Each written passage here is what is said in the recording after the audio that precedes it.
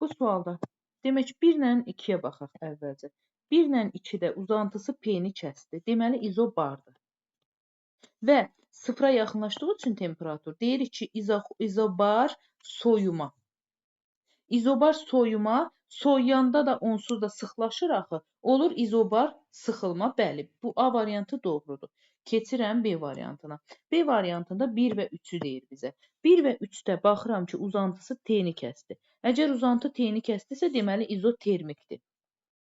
Və baxıram təzyiq neynir? Artır. Təzyiq artanda həcm neynir? Azalır. Tərs asıldı axı. Azalanda da nə olur? Sıxılma. Yəni izotermik sıxılma. B variantı da doğrudur. 1 ilə 4-ə baxaq. 1 ilə 4-də baxın ki, neynədir? Mərkəzdən keçdi.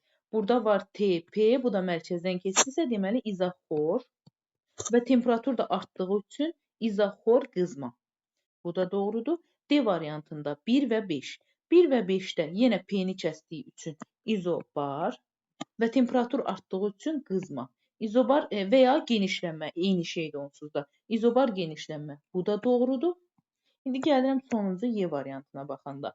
Baxıram Y variantında temperatur da azalır, təzyiq də azalır.